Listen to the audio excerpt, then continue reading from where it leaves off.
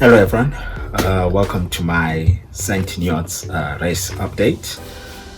So the race at St. Neots was a standard distance European Championship qualifier race for 2023.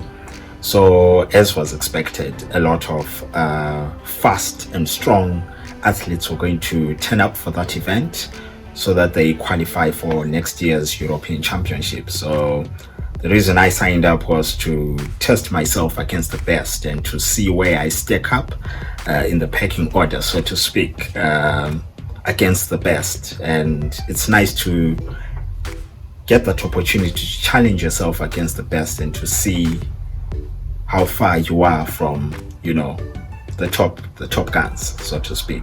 So the day was sunny. It was a beautiful day. A lot of athletes came out. It was a stacked field, or you can say most of the heavy hitters were there at St. Neots, and it was a beautiful race.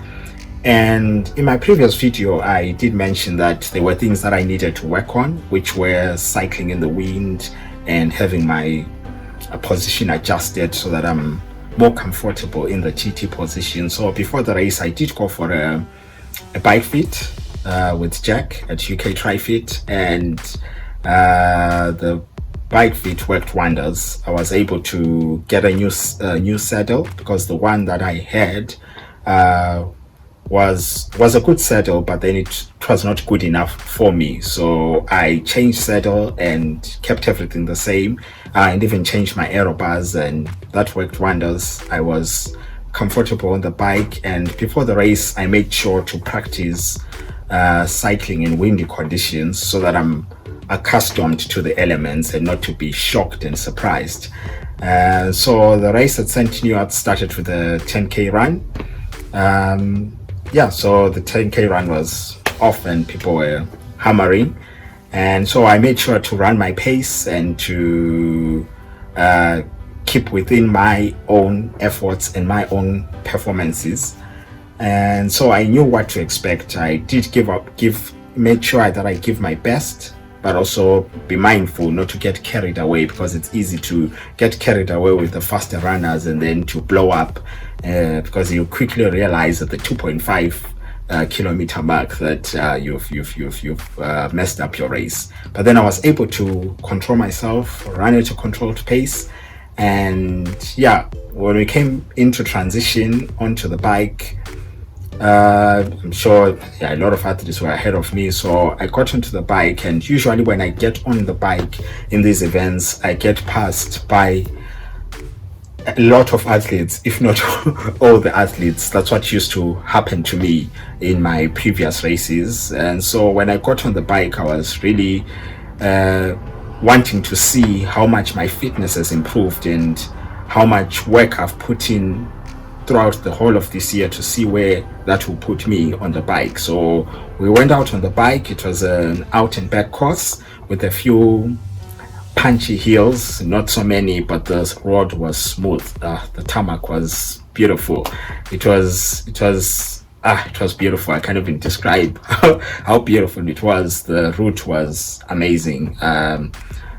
Something short of a race circuit, it just came short of a race circuit course. So the out and back course was really challenging. It was changed the day before because of some traffic lights in one of the routes that we're supposed to cycle. So it was adjusted, not by much, but just added a few kilometers to our race. So it was supposed to be a 40 kilometer bike ride, but it ended up being a 43 kilometer bike ride. So that's what the change added, just a few kilometers to the ride.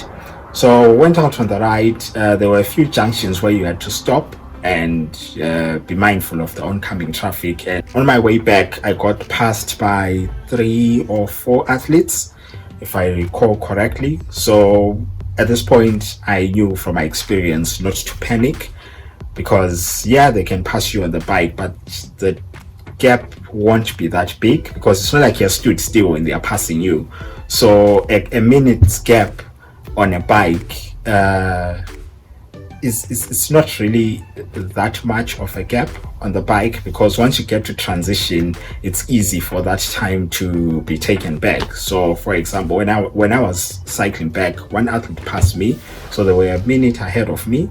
I let them go, so got into the transition area. One athlete that overtook me on the bike just as we were about to get into transition overtook me, got into transition, and when as well coming out of transition, I came out 30 seconds ahead of them. So I managed to claw back that time, and the athletes that had passed me, they were 500 meters ahead of me on the second run. So I knew I had to dig deep and make sure I kept my nutrition up to scratch. Although I lost a gel on the bike, I didn't panic. I just told myself, now you just have to conserve your energy and to make sure that you adjust accordingly. Luckily, I didn't really need the second gel. I was good with one gel, so but not going to make that mistake again. I will make sure that I have all my gels with me and make sure that it doesn't fall off, because it fell out of my pocket. It was strapped onto the bike,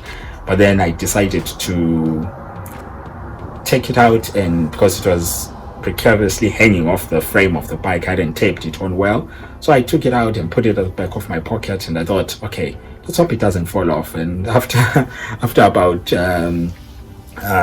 say a kilometer, it fell off. I was like, oh yeah, sugar.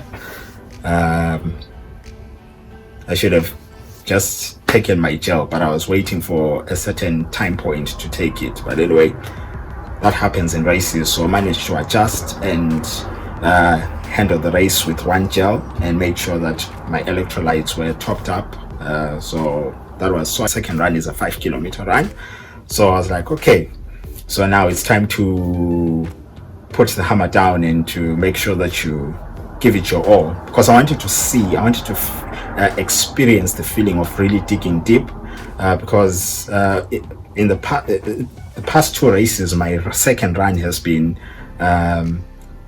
good. It has improved considerably and significantly from last year. So I thought maybe it was a one hit wonder kind of thing. So I just wanted to see if the improvement has really been cemented into my system. So got out onto the second run and I gave it my all. The athletes that had passed me, unfortunately, two of them cramped out. The second run was good. I managed to push through, and the results came back, and I was second in my age group.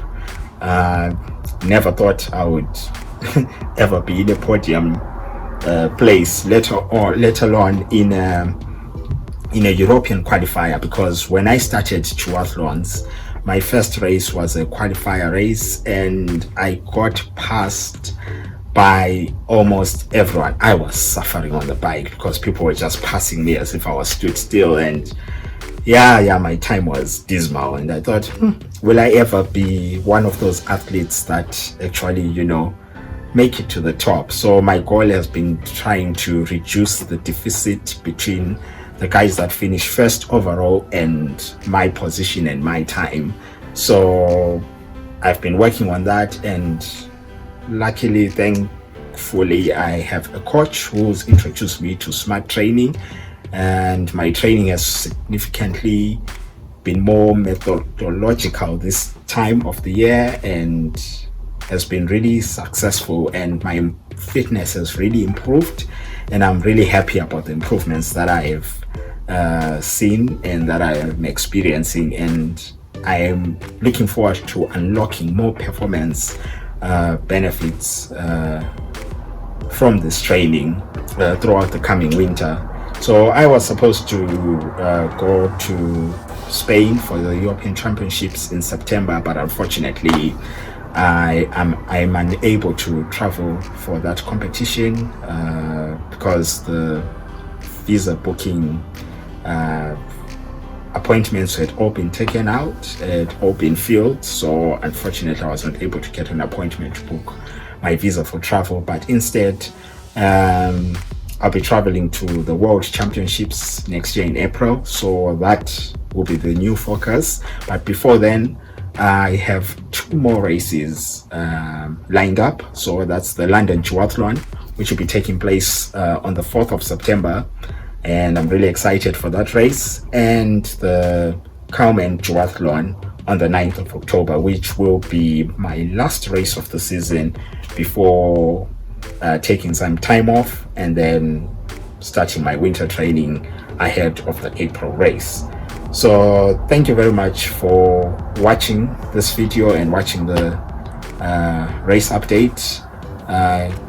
Enjoy yourselves and take care. Cheers.